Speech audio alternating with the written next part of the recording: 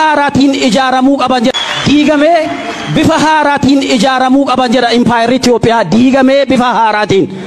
Diigamee bifa haaraatiin ijaaramuu qaban jedha Impaayerri Itoophiyaa. Diigamee bifa haaraatiin. If and if yoo ta'e mirga Oromoo kabajite. Jijjiirama hundeetii kan nuti barbaannu hundee sammuu eenyummaa amantummaa ijjannoo quuqama. Diigamee bifa haaraatiin ijaaramuu qaban jedha Impaayerri Itoophiyaa. Diigamee bifa haaraatiin.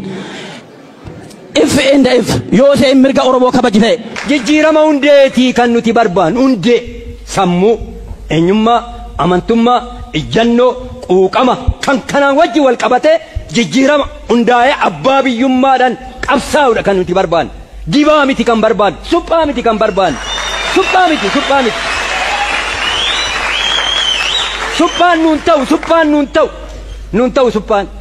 Jijjiirama dhugaa eenyu akka ta'e hin beekna waan taateef. Yoo adda bilisummaa Oromoo iddoo qabate akka OPDO'n baduun beekna hin bada boris gaaffii hin qabu. Dubartiin ulfaa miixuudhaan akka duutu yeroo ta'u nuuf deebiin arganne. Araarraatti hin gorre qabsoo uummata Oromootti.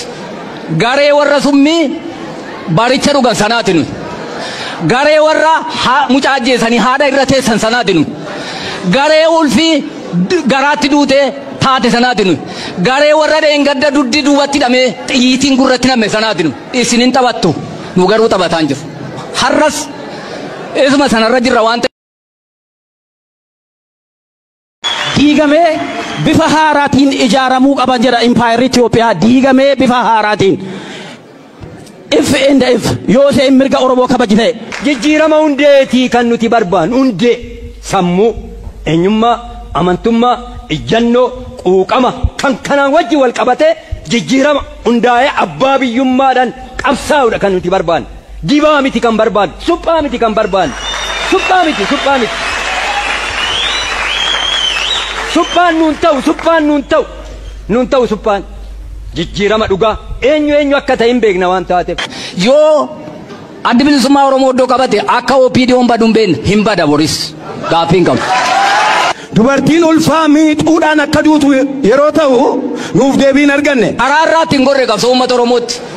Garee warra summii baricha dhugan sanaati nuyi. Garee warra mucaa ajjeesanii haadha irra teessan sanaati nuyi. Garee ulfii garaatti duutee taate sanaati nuyi.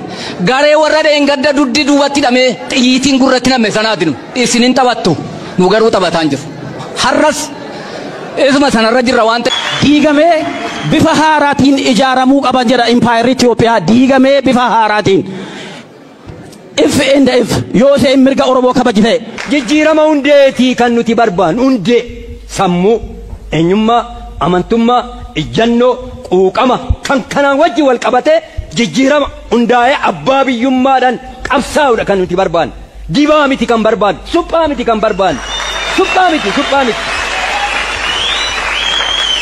Suphaan nuun ta'u suphaan.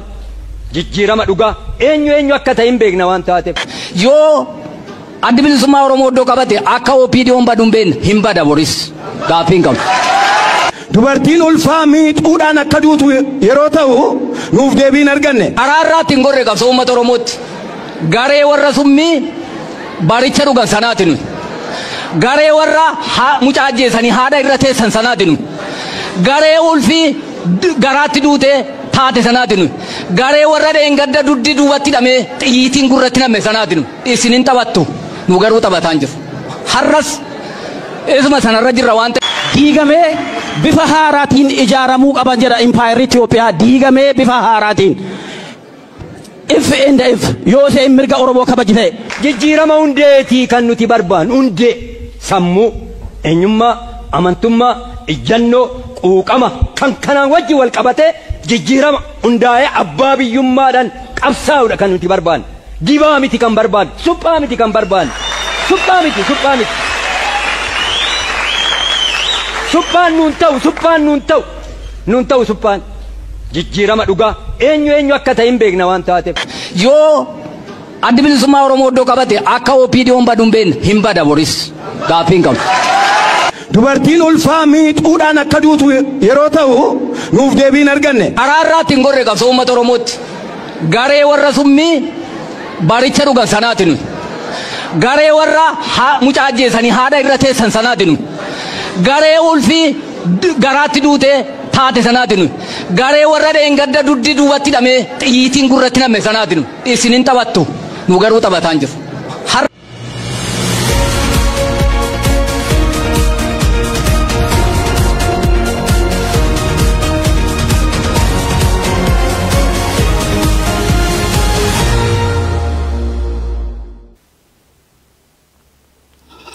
يويا ماس يويا المانا يا بكجت مرتو نجيني كينيا كواقع كورو مادا كون رامد سنا لكم ورسني بريه فكون بولتا نغانو بولتاني ورسني بريه في اللي كانوا بولتا ورسني دي في اللي أكون بولتا شبار كفول نورو قريب وانا دفو ويلكم تو شباب ميديا السلام الله عليكم ورحمة الله وبركاته شبار كفول نورو قريب ويلكم تو شباب ميديا سنجنون تكيسنو بغنا جا ولد الثاني I think متجوتو درسيني سا ويلكم جناني نموني براتيسي عبدي أحمد فاجرة أحمد موسى لا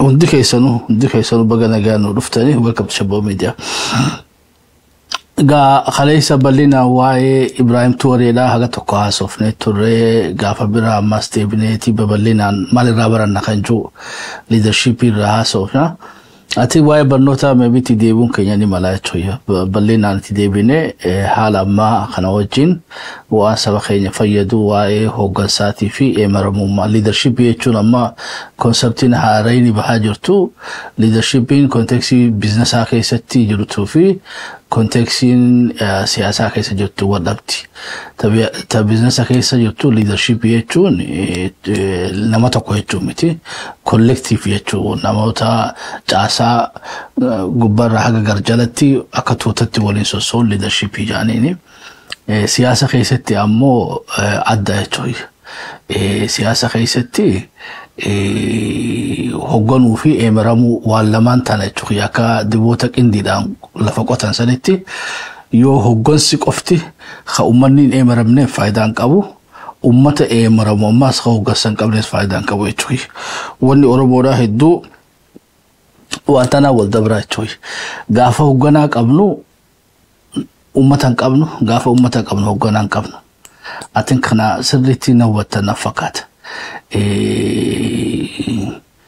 Gaafni hogganaa qabnu ummatan qabne 91 dura jechuun 91 dura hogganoota qaqqaalii jajjaboo qabaachaa turre jechuun warra yeroo malee ummata eemaramuuf dhabanii nyaadhamanii dhumanii jechuun hoggansa beektee burraa burreedha jechuun ammas jaarmee burraa burree qabna. I don't know. Abaawo akkuma qaama fudhatanii hoggansiisaa khoni amma garaa keenya keessa bakteeriyaa lama jira jechuudha. Bakteeriyaan takka tanbeetee si fayyadu jira ta nyaataa si daayitu bu'aa si buuftu jira takka ammoo tanbeetee bakteeriyaa sanuu nyaatti qaama keetii si nyaatti jechuudha. So qaama qabsoo keenya keessatti warra beetee qabsoo kana bu'aa buusuu turanii jira warra ammas beetee warra bu'aa buusuu kanarratti qabsaa'u jira jechuudha. Abaawon jira lamaan kana amma mooraan qabsoo Oromootiin jira lamaan kana qabattee deemaa turte addan baaneef الدنبان أما قامة خيستي بيتي بالانسي جتشو داف probiotic جاني خلينا فلتني جرا شوي خليني probiotic هوني وقافلتي جرا خيستي بكتيريا صفية دوساني دي قرتي شوي وراس وبرجيدي هدولي كوسيتي برجيدين هدون تصفية دوساني تسنيات دوساني بيتي أكلفتي هنكفتي شوي مراك أبصوره مو خيستي برجيدي هجنا نياتو تثره في توجنا تان بيته هجنا رتك أبصاو تري شوي طلعوا ماله في الرتراني وقاش أنت مشان هاسوني ما شبوا مي رتي سنيادي بسوي شوي نمو 91 أس Oromoon hoggansa dhabdee malee akka uummata ni jirra jechuudha. Arraasanuma reyaalitii jirtu. Dhugaa rabbii hoggaa uummanni keenya dubbatu yoo dhageeffatan fi hoggaa hoggoloonni keenya dubbatan hoggaa dhageeffatan adda addaa jechuudha. Totaalli adda adda reyaalitiin. Amma jaarsi beektee mee haasoo nama kanaatu dhageeffadha. Odoo inni hoggane arra eessa jirra jechuudha. Mee namoota sadeen kana walaala liidarshiipii jechuun beekadha. Dandeettii liidarshiipii keessaa tokko wanta akka artikuleet godhee ibsu. Rakkoo teessan artikulee godhee bareechee fadhii hawaasaa san calaqqisuu danda'u. Amma kun beekadhu dhiiroo haasoo akkanaa warri hiree harkatee dhaaba kana hoggane akkana haasoo ni beekanii jechuudha. Keessaa'uu yeroo ammaa kana keessa jechuudha. 91 warra hogganaa dhugarratti qabsaa'u sanii nyaatee fixe jechuudha. Didaddawanne gidaarratti kaanee turanii jechuudha. Amma CIA'n namoota barbaadan akka Al-Qaayidaa kana Osama bin Laden, Al-Zawahiri, Al-Zaqaawi maarra jinni kasi kaanii tokko tokkoon dhagwaanni du'i qalama diimaadhaan dhawanii jechuudha. Qabsoo Oromoo keessatti illee Jaal Buruursoo, Jaal Beeytee, Jaal Buruursoo, Jaal Nadhii, Laggasa Wagii akkasumas lakkaawaa jechuudha. Hoggoloota keenya fudhatan Beeytee Magarsaa Barii garii maqaa hunda'u akka Magarsaa Barii maqaa hunda'u. Muhee maqaa namni dhawuun jiru jechuudha. Warra shinigaa jechuun malee maqaa hunda'u. Jarri kun hundinuu warra nyaadhamee dhume jechuudha. Waan silaa saba kana fayyada ifumaafuu qabsoonuu nyaattee fixxe jechuudha. Haanis dhiibdee baaftee diinattuu galchite. Soga haala akkasiisan keessa turredha. Amma haasoo namicha sanii ilaalaa, haasoo beektee gurbaa kanaa ilaalaa, haasoo jaarsi areeda qabu sanfaa waan inni haasoo. Bar waan rakkoo Oromoo artikulee godheeti furmaataa siimaa jira. Suphaan nuun barbaachiftu jecha. Mee dhageeffadha jaarsaan. Jaarsaan dhageeffadha. Haasoon kun haasoo laafaan sahiidha jechuudha. Haasoo qaqqaalii. Beektee gaafadhii akkana jechuun gaammaal jechuudha. Uummata ni qabnaa, hoggana hin qabnudha. Amma gaa uummata kanarratti odoo rabbiin liidara akka beektee Ibrahim Tooreedha arkanne qabsoon teenya beekadu qabsoo gabaabduudha jechuudha. Nama miliyoona 80 ganamatti kaane waaretti alaabaa teenya fannifachuu dandeenya jechuudha. Hanqinni saba kanaa maali? Inumaatu lolli beektee Yaayaa Alii Siree booda goone hundinuu lola fi Abbishee Garbaarraa jalqabnee leenjisoo dhiigaa Yaayaa Alii Siree mucee amma Bakar Waaree fi akkasumatti gaddeema Waaqoo guutuudhaa Hussein Bunii Aliyyi Cirriidhaa Eelaboo Qulxuu Jaarraa Abbaa Gadaa Taaddasaa Birruu Maammoo Muzammar ilaa hamma Laggasa Wagiitti yoo fudhanne qabsoon Oromoo irratti gaggeeffamaa turte qabsoo hoggana nyaachuudhaaf diiniinis ni nyaata fiifus ni nyaatanii jechuudha. Gaa uummanni immoo ni jiran mallee waan nama ajaa'ibu keessa uummataan ni boonnaa jechuudha. Uummata Oromoo ammallee salaamtaan kannaaf uummata bira rakkoon qabu. Hoggansi ammoo ammallee hoggansi I don't know. Afaan guutateetu konfidensii ittiin qabanii jechuudha. Waltajjii carraa harkatan hundarratti akkana maxxansanii dubbatan. Mee guutaa karee deebi'aatii haasoo uummata kanaa dhageeffadhaa. Haasoo mee arraa hogganoonni keenya haasoo waan uummanni kun haasoo wal bira haa dhiira wal fakkaatti. Yoo wal fakkaatti jettan gaa bakka bareedduu jira takka kanaa hanna. Waliin fakkaattuu taate immoo gaa qabsoon uummata Oromoodhaa ammallee hoggansaatu isii barbaachisa. Hoggansa qabsoo hoggansa beektee waan Oromoon dubbatu hin qabnu jechuudha. Guutaa karee deebi'aa dhageeffadhaa jechuudha. Yeeshaboo waan bareedduu as baasee. bifa haaraatiin ijaaramuu qaban jedha impaayirri Itoophiyaa diigamee bifa haaraatiin ijaaramuu qaban jedha impaayirri Itoophiyaa diigamee bifa haaraatiin if yoo ta'e mirga Oromoo kabajite jijjiirama hundeetii kan nuti barbaannu hundee sammuu eenyummaa amantummaa ijjannoo quuqama kan kanaan wajji wal qabate jijjiirama hundaa'ee abbaa biyyummaadhaan qabsaa'uudha kan nuti barbaannu dibaa miti kan barbaannu suphaa miti kan barbaannu suphaan nuun ta'u suphaan jijjiirama dhugaa eenyu akka ta'e hin beekna waan taateef yoo adda bilisummaa Oromoo iddoo qabate akka OPDO'n baduun beekna hin bada boris gaaffiin qabu. Dubartiin ulfaa miidhuudhaan akka duutu yeroo ta'u nuuf deebiin arganne. Araarraatti hin gorre qabsoo uummata Oromootti garee warra summii baricha dhugan sanaatinu garee warra mucaa ajjeesanii haadha irra teessan sanaatinu garee ulfii garaatti duute taate sanaatinu garee warra dheengadda duddi duubatti hidhamee xiyyiitiin gurratti namme sanaatinu isinin taphattu nu garuu taphataan jiru. Dubbiin guddoon tana I think boona orman na fakkaata kaleessa gaafii hedduu gaafate jechuudha. Maaliif hogganoonni Oromoodhaa kan mooraa hogganoonni Oromoodhaa amma maaliif warri beektee mooraa qabsoo Oromoorraa shirgi gaatan maaliif waa'ee Oromoodhaa Oromoorraa fagaatanidha. I think qabsoon uummata Oromoodhaa kaleessa akka hawaasummaa gaggeeffannee amma fakkiidhaaf raayyummaan ufincilli walloodhaa Maccaa Tuulamni Afran Qalloon sochiileen turte san hundinuu sochii beektee hawaasaa fi hoggansi tokko ta'ee waliin deemaa ture. Egaa garuu gara ijaarmee beektee ammayyeetti dhufne booda ammoo dhukkubni achumaan nu seene because uumama ganamaa san keessatti ijaarsa ganamaa san keessatti Itoophiyaanistootaa fi beektee Oromistoonni walitti makamanii seenanii caayaa takka jalatti walirratti qabsaa'aa waggaa dheeraa ilaa 91 fixatanii jechuudha. 91 boodaas Itoophiyaanistoonni nyaatanii fixan warra sidaa'oo beekan Oromoo naashinaalistii dhugaasanii amma 2018 booda immoo hammi tokko keessaa yaa'aniitu bika fadhansanitti galanii jechuudha. Raqaanii miti jechuudha. Kaleessa mooraa qabsoo Oromoo keessa ta'aniiti Oromoo naashinaalistii nyaachaa turanii arrachuu bahanii jiranii jechuudha. Egaa jaarmeen butute amma abaawoon beektee qabsoo keessaatti butute. Humna lamaan harka wal qabdu tanaatu jaarmee abaawoodhaan butuche jechuudha. Akkasiinis gaa bu'aa hin buufne jechuu miti jechuudha. Bu'aan bu'ee jira. Faawundeeshina qabsoo dhaloota itti aanu waan irra dhaabbatanii qabsaan ta'e eenyummaadhaa tabeetee afaanii tan beektee lafaa haga takka Oromiyaa wanni hedduulleen naashinaalistoonni abaa'oo keessatti aarsaa ta'an sani siidaa nu dhaabanii dabranii jiranii jechuudha. Namni arraze duwwarraan jalqabu abbaan fadhee namni qabsoo gaggeeffachuu barbaadu jarri aarsaa teessan waan lafa nuu kaa'anii deemanii jira. Tan ammallee namni meeqa irra duulee dadhabee jechuudha.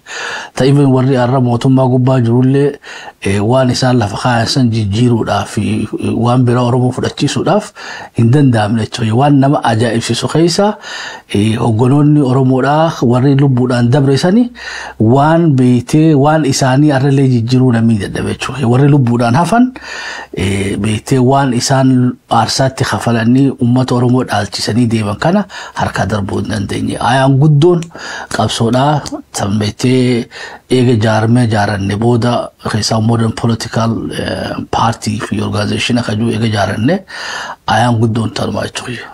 Nama qabsaa'uu fadhuuf lafa jirti. Ammoo gaafiin boonaa ormaadhaa gabaabdutti waa lama adda baasuu qabna jechuudha. Wanni lama adda baafnu fakkiidhaaf namni tokko yoo Google keessatti amma Microsoft keessatti amma I don't know Apple keessatti ogummaa isaatiin beektee mindaa'ee hadalagu yoo taate basically waan dalaguu qabu tattiima san dalagaa jechuudha. Apple itti amane jechuu miti. Apple vision mataa ofii qaba. Vision isaa sanirratti mission isaa sanirratti ni bobbaafatanii soga mindaa keechaafuu dirqama lafa seeqaasanii dalagatta.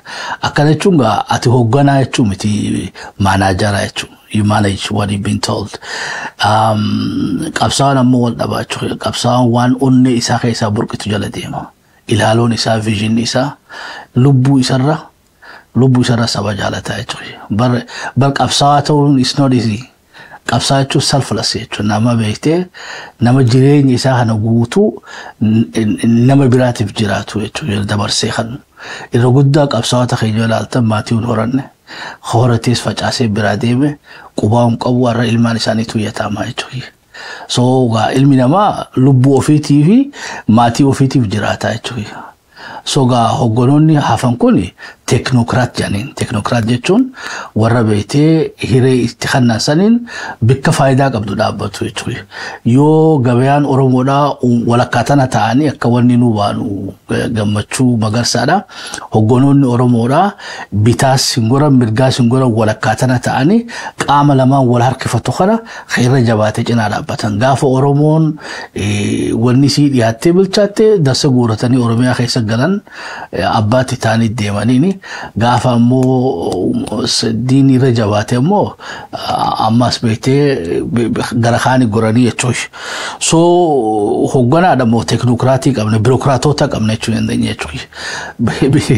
Qabsoo warra birookiraasiidhaati kan qabnu qabsoo hogganaa jiran hunda jechuudha yaallee odoo hin taane. I think ifuma na fakkaatti tunundi gaata Ibrahim Tooree ijoolletti dhiyaate jechuudha. Amma Ibrahim kan Burkina Fasoodhaa gara uummata fi gore. warri Afrikaa lideroolino gara ofii goranii jechuudha. Biyya fiiti dabarsanii Faransaay kan biyya fiiti dabarsanii Ameerikaadhaaf fi addunyaadhaaf kannanii waan isaan fadhansan godhaa jiran waan biitii waa qabdu godhan namni teknokiraatii akkasii jechuudha. Always bikka faayidaa isaa dhaabbata malee bikka beektee faayidaa uummata fi hin dhaabbatu jechuudha. Addunyaa tanarraa namni beektee akka birookiraatiidhaa akka beektee teknokiraatiidhaa of qolaa hin jiru jechuudha. Lubbuma isaa takkitti fi maatii isaa malee irraan kaa'anne jechuudha. Maatiin isaa ni barataniif iskoola piraayiveetaa inni jiru qananii keessa jira haga sumarraa ajaa'inni. Oromoodhaaf beektee wanta jireenya isaarraa illee wanta qirrisuu barbaadu waan biraa dhiisaa Oromoo jechaafu karabaata isa gubbaa jirtutu saba guddaa Oromoo kanarra guddaadha jechuudha. Biti sanumaaf galtiin fakkaata boonaa yoo kan hubatu taate takka naahanni kuni beekan dhugaa خلنا دايتري خلنا بيتين نمني لما خلنا متي أما يو بيتين يسوع يفرطن نبي الله عيسى عليه السلام نبي تخين يفرطن موسى أما موسى يفرطن نكون بيتين is being given بالرب كان في علمنا ما وما لا هندي خينا صرف شيء ومالان علمنا ما هندين وفقال إفجالت جبرة خطي أمو إفرر سبا جالتون خلنا ربين جنما ست ومسانية شوي خلنا كواق أيون بيتي موسى لكن خلنا كواق أيون جيسي خلنا كواق أيون بيتي محمد خلنا سلام الله عليهم خلنا كسيتي يتشوي يتعمى جرات هذا سابروت خلنامت إخاسل الجنرال وي بيته أنغو تنرى وي سديسين نفلتو يتوي وري بيته دنتا وان كنمتف إيساني منا غاري مخينا غاري أنغو غاري جرين غاري ماتي إيساني دي سنتوني تنغا خلنو مغما واق أيو داتي يتوي يو ربي سينفده يو واقني سينفده سبتكو قولو دنديس يو كنا سنجران ituuf dararta malee nu fakkeessi tamale guyaan dhufe mo fatana khufun ke hindolu yechuhi khalafu bonan akana watte abdi guddan qaba ila debilile gafa bira iballina rasul dunya ma Ibrahim Tooreda hoggaa sadeen mu'afran kana keessatti hoggaa sadeen dawra kana yaalii ajjechaa 15 olii raggaggeeffame fonqolcha yeroo afuli olii raggaggeeffame jechuudha. If kan nuntun maal irraa dhufteef is a gift jechuudha. Namoonni kana Museen hoggu ganamuun dhalatu Yesuus ganamuun dhalatu Muhammad ganamuun dhalatu alayhi salaatu wassalaam. Ummanni kun beekadhu warra waaqayyoon beetee simboo harka kaayee fide jechuudha. Saba kana ceesisuudhaaf laga ceesisuudhaaf ummata Israa'el beetee gabrummaa Fir'oonaa jalaa baasuudhaaf hannaa waaqayyoodhaa Museedha jechuudha. Nuti gaa Musee keenya hedduudha nyaannee fitne.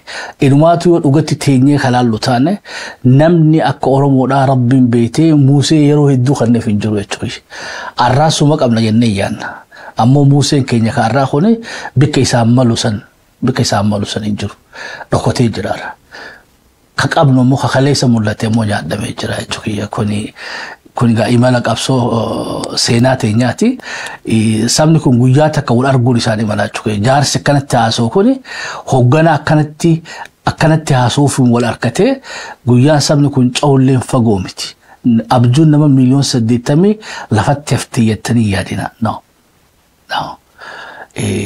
Qormaata irra jirra akka feenu harkataan jiru naaf gala akka feenu waan argataan jirreef akka nu feenu saniif ijaarsi lafa jirre yeroo ammaa tana keessatti akka sabni kun fadhu maashinarii siyaasaadhaa ka dippiloomaasii ka militeeriidhaa ka saba kanaan deemuu danda'utu hin jirre hoggansa fadhii uummata kanaa galmaan ga'uu fadhuu saniitu hin jirre jechuudha. Namoonni dhuunfaadhaa warri beektee deemanii jiran hogganaa jechuun ammoo hogganaa fi hoggansi wal dhaba jechuudha. Hoggansa jechuun nama beektee shufeera kophaa makiinaa ofumaal faayidaa qaba jechuudha. Awtaantii isaa hojii shufeeraa fi kirishbooyin kophaa isaanii kageeleetee hata safarii hin qabne san maal godha jechuudha. Hogganaa jechuun beektee uummanni kun maal ji'ee irra bareechee jechuudha. Hogganaa jechuun maali? Haasawaa jaarsi kun dubbate kana irraa fudhatee baaqaa fi callaa irraa baasee bareechee lafa kaa'ee tarsimeessee galmaan gahuu jechuudha. Waan amaanaa sabni kun guduunfatee warri maasoon kun guduunfatanii itti kennatan hojiin hoggansaa kana fuudhanii calalanii luucceessanii beektee istiraatijaayisanii waan saniif ijaarsa hoggansa tarsimoo naamusa barbaachiftu itti dabalanii fi galmaan ga'u. Kanaas abdii uuma qabnaa jechuudha.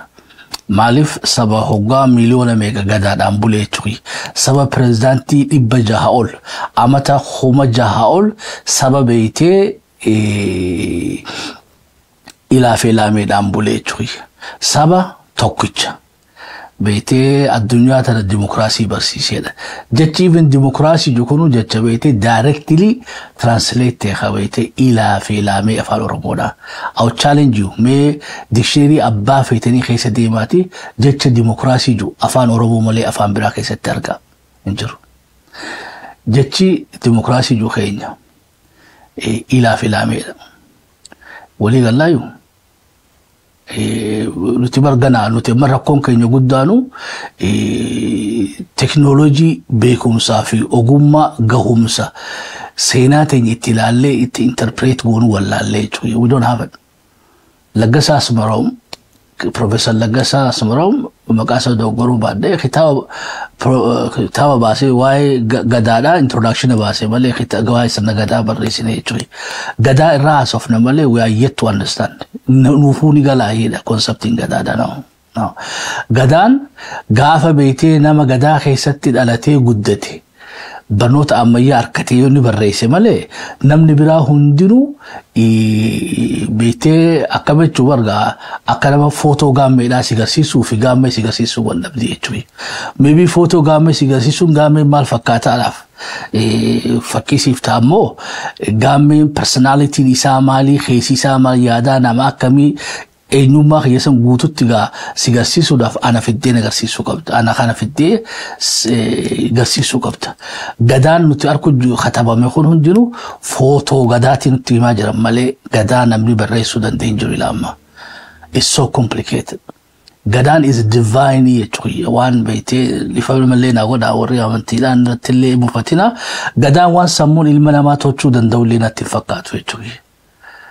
Gadaan kannaa waaqayyoon Oromoodha kan. Afaan Oromoo keessatti yoo manguddoo gaafatte waaqayyoon dachii fi samii uume waa hunda fixee eenyu bikka kiyya bu'ee ana tahee addunyaa kana haqaan bulchaa je'ee gaafatee ilmi namaa hundi usee jaa. Uumaan hundinuu ustee oromtichi harka baaseedha. Akkasitti waaqayyoon beektee akkatti addunyaa tana bulchan namaaf isaa mukaa fi citaa uumama kana hundaahu beektee madaallii haqa qabeessatee ittiin bulchan kan beektee almost baayibila quraana jechuu dandeessaa jechuudha. Kannaa waaqaati. Sanirraa hagam takka irraa nu gale kan jiru mallee nu galleedha irra wayyaana fakkaatti boonaki. So sabni kun ijaarsa isa fakkaatuu fi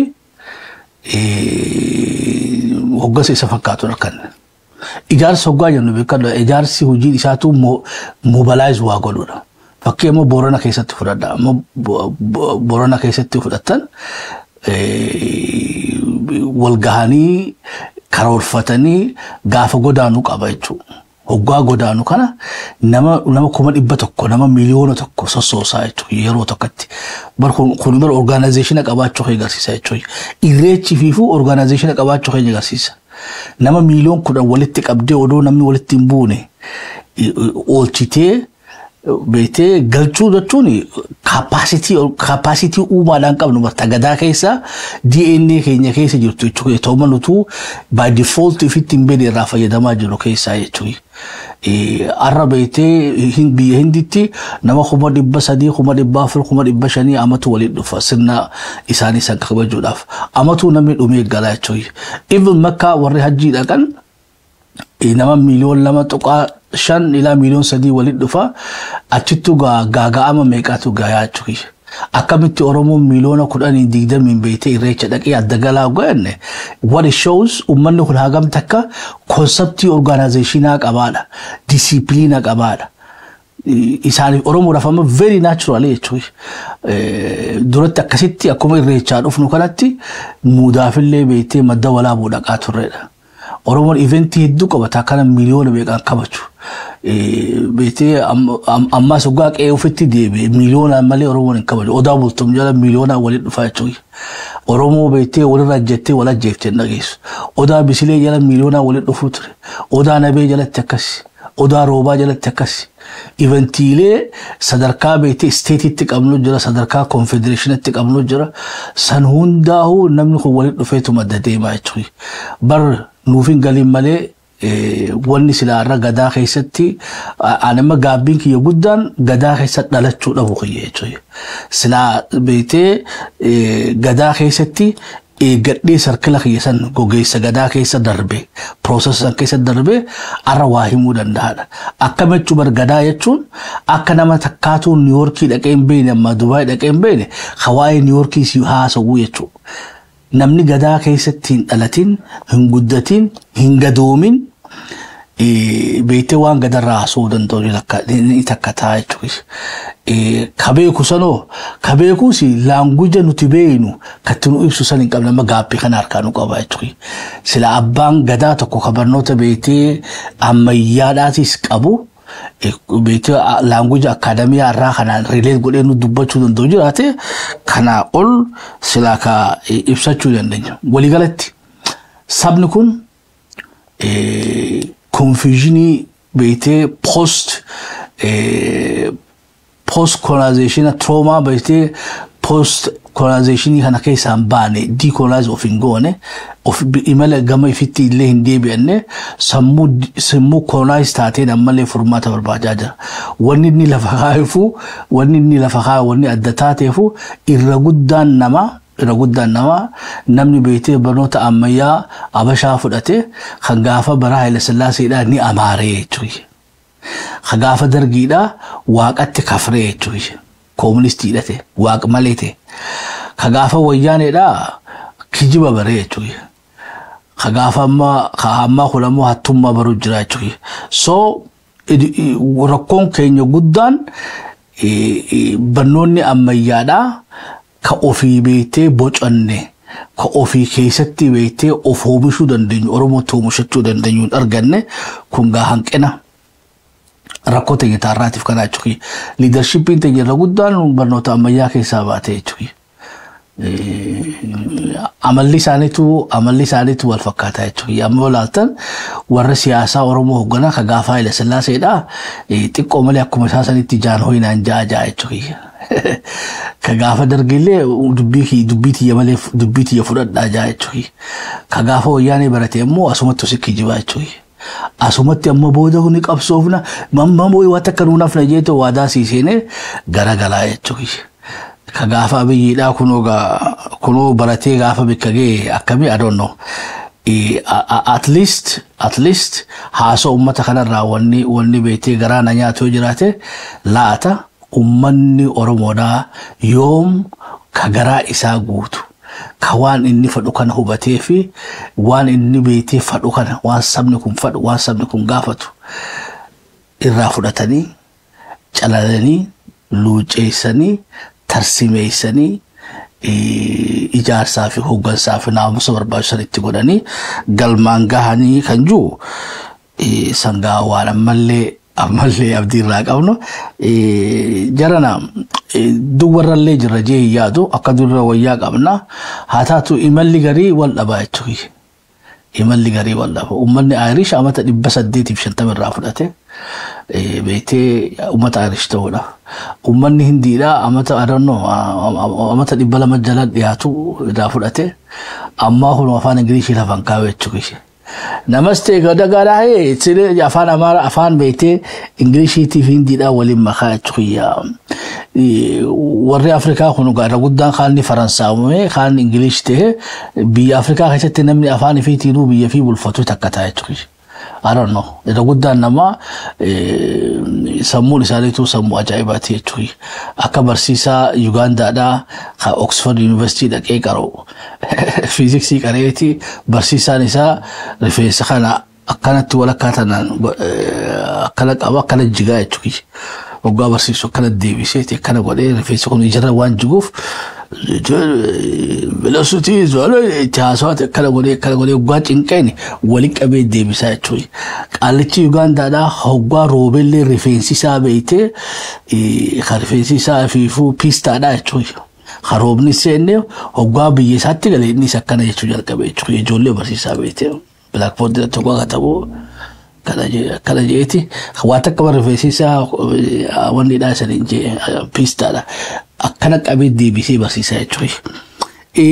Nutis immoo warra akkasiitu harkaan qabaachuu jira guddaa hogganoonni keenya warra beetee qottee duudaa laalaa guddatee aadaa isaatii fi afaan saayikooloojii isaatiin ammallee saba kana ceesisuudhaaf yaalii godhan. Tugaa yaadu bakkeenya jechuudha. Maaliif haasoo shabboon fide kanaatu kana hunda keessa nu galchee mee sanillee haa itti fufaa jechuudha. Aadaan jaarmiyaa amma nuti qabnu tuni organizational culture, organizational behavior akkanumatti illee amalli hogganoota keenyaatiif hoggansaa Oromoo ni fakkaata. Dubbiin isaanii nu fakkaatti. Amalli isaanii nu fakkaata. Mee warri beetee nu fakkaata jettan takka takka naahana. Lakkii nu fakkaatu irra jettan lama naahana. Ammoo warri gaggaarii warra kayyaasa dhabne. Tanaa garaan biraa kun gara Suudiidhaa hoggaan isa geessee Suudiin daangaa isii teknooloojiidhaan hiitee jirti jechuudha. Teknooloojiidhaan hidhanii meeshaa automaatika kaayanii jechuudha. Meeshaa automaatika saatalaayitii wajjin walitti hidhaadhaa kun biiroo keessa taa'eeti akkasitti ilaala. Uummanni keenya hoggaa baqachuudhaaf daangaa cahan fagoorraa rimootaan maashina rasaasan itti tumaa jechuudha. Kanaaf uummanni keenya warri karaa Suudii deemtan dubbiin jajjabduudha kaa laala amma akkana dheeysanii rasaasa itti banamee jira jechuudha gubbarra. Maybe gasila namni biraan jiru jechuudha. Ka ajjeesan kufe jalaa kun agartanii tokko ammas dhawanii warri dhawamanii kufanii jechuudha. Ilaa xiqqoo booda mani kufanii warra hafe immoo makiinaan dhaqanii waliin qabanii hidhan. Akkanatti Suudiin hiitee jirti jechuudha. Biyya isaanii haala kanaan hidhanii harkaa qabanii kanaafuu ummata keenyaan beeytee lubbuu teessan hin qisaasinaa jennaan jechuudha. Lubbuu teessan hin qisaasinaa. Qabxii ittaan tutti haada harkaafannu xiqqishoo harree turreen woffolcha dhiifama anaatu haajaa tokkorra ture. San akkasitti dhiifama isan gaafan. Gara Maqalee hoggaa deeyinuu gaahuno baqataan keenya haala jirutti san ibsine. Gara Maqalee hoggaa deeyinuu ofiishaalii gareen TPLFidhaa bikka lamatti adda baanii jiranii gareen Geetaachoodhaatis paartii siyaasaa ofii uummachuudhaaf deemanii laata TPLF finjaa ammoo maaliif finjaanillee beekuu baannu ammoo ofiishaalii ammaachi adda baanee jechuudhaan labsatanii jiran. Dabratsihoon lola beeytee mandura turesan interview isaa gubbatti waliin jechaa jiru nama hedduudhaan dhume tanaafuu dubbiin tuni qoratamuu qabdiidha. Waan amma abiyyiin sodaatu keessa lolli Tigraay kuni international communityidhaan amma ICC amma ICJdhaan laalamuudha. so akka leverage itti fayyadamuu barbaadanii jechuudha. Haa taatu ammoo wayyaanis gama isiitiin waan goote qabdi waan balleessite qabdi yoo lolli kun kataame herregni dhawmu taate wayyaanis bikka itti gaafatamtu numa qabdi jechuudha. Inumaatu nuti yoo halala mutate halolli Tigray lala mutate wani TPLF Oromiyaa gootellee walumaan laalamu qaba jechuudha. They are not innocent. Dhugaadhaa wanni uummata Tigray irratti taate garaanu nyaata. Wanni gatii uummanni Tigray hafaleessanii haqa qabeessa jennee yaannu wanni Faanoo Shaabiyaa fi PP isaan goote san dogoggora. Haa taatu ammoo TPLF qulqulluu jechuu hin dandeenyu jechuudha. Kaleessaas kiriminaala turanii arraas criminals. Kanaafuu yoo dhimmi beeytee war crime laalamu taate dubbii Tigray irratti war crime TPLF Oromiyaa irratti hojjetameellee marannoo naannoo Amaaraatii fi Affaar irratti illee wanni hojjetamee walumaan laalamuu qabdiidha. So harka beeytee nama qulqulluu fakkeessuun isaanii sirrii jenneen amanu tanaa isaa ganaan biraa hun Russian biyyoota Arabaa hunda waliin qabdee waliin mari'achuu deemanii san keessatti Eertiraa fi Jabuutii fi Somaaliidhaaf illee afeerraa addaa godhanii jiranii silaa Jabuutii fi Somaaleen miseensa Arab Liigiidhaati. Sogaa teessuma Arab Liigii illee miti Araboota waliin qaban warra Araban ta'inis gaa hobatti afeeranii jechuudha. Jilli tokko Moqdishoo dhaqee afeeree jira. Somaaleen gaa achirratti ni hirmaatti jenneeti yaanna. Jabuutiinis ammoo gaa marii achirra gaggeeffamtu jalatti waa'ee gaafa Afrikallee gaa haasuun isaanii ni mala. Laata marii gumiin beeytee Raashiyaatti gaggeeffamu teessu ta Somaalee fi Jabuutii fi Eertiraallee itti afeeramte dhimma beeytee nu waliin qabatu irratti maal mari'atanii maal murteessanii waan gaa itti dhiheenyaa laaluu teenyu. Qabxii biraa waa'ee beeytee Somaaliyaati. Waa'ee Somaaliyaadhaa Al-Shabaab I think waan analistoo warri siyaasaa xiinxaluu garii akka jaanetti haala amma Tiraampiin beeytee deemu jiruuf haala beeytee Awurooppaan mootummaa Somaaliidhaatiif baajeta baasuu dhabuu fi baajeta qaqallisuun dhiiroo Al-Shabaabuu akkuma Talabaan Kaabul fudhatte sanatti Ameerikaan duraa hiikuuf deemtii hidha. Al-Shabaab duraa hiikuufeetii hidha. Because gargaarsa godhaan jirtudha. Warri Afrikaan Yuuniyoniidha iyyataa jiranii IGAD waraana 8,000 olii barbaachisaa hojjechaa jira. Dabalataan hamma 12 irratti 8 haa dabalamu jechaa jira. Warri Awurooppaadhaa ammoo fi Ameerikaan 8 kabiraa dabaluu miti isuma achi jiruu qallabaa fi loojistika barbaachisan isaa gahaa kannaan jiranii Al-Shabaab ammoo dhiibbatee gara Moqdishootti dhufaa jira. We don't know. Akka malaalaa harku jirutti yoo beeytee addunyaan yeroo gabaabdutti loojistikaa fi risoorsii barbaachisu waraana African Union kanaan gahuu dhaban maybe Al-Shabaabuu ji'oota muraasaas deemu keessatti Moqdishoo seenuu isaanii malaadha. Ilmaan ayyaa sagantaa teenya taarraa asumarratti haa xumurannu yoo isanirraa gabaabsanillee oofalcha yoo Rabbi jeekaa boruu fi khaiftaanitti isan keessna sagantaa teenya taarraa nu hortofuu keessaniif ulfaadha. Atiin gaafiin boona ormaadhaa bal'inaan dubbisee irra deebi'ee jala deebisa. Namoonni beeytee gaafii qabdan is good gaafii akkasiisan nu gaafadhaa nullee irra qophooneetti sagantaa keenya keessatti maknee isa deebifna. Telefoonni keenya 614 226 yoo beeytee nu bilbiltan amma tekstii nu ergitan WhatsAppiidhaanis takka asumarrattuu barreessitan gaafii qabdan waan amma deemaa jirarraa gaafii qabaattan sagantaa keenya keessatti gaafilee isanii deebisaa deemna. Kunis gaafiifu gumii nu ta'a jechuudha daayilogii nu ta'a. Ishees waan nu gaafadha nullee waan isan baruu barbaadda irratti hundoonnee sagantoota isanii qindeessina. Bakka irratti kaanuutti guutaa isanii jenna bakka dogoggorallee nu sirreessa yoo sammuu fachuufnellee nu offolcha. Gaan waliin turuu keessaniif hedduu kabajaa guddaa isanii qabna. Haga qophii tana fakkaattu wal agarruutti nagaa waaqaa keessatti turre.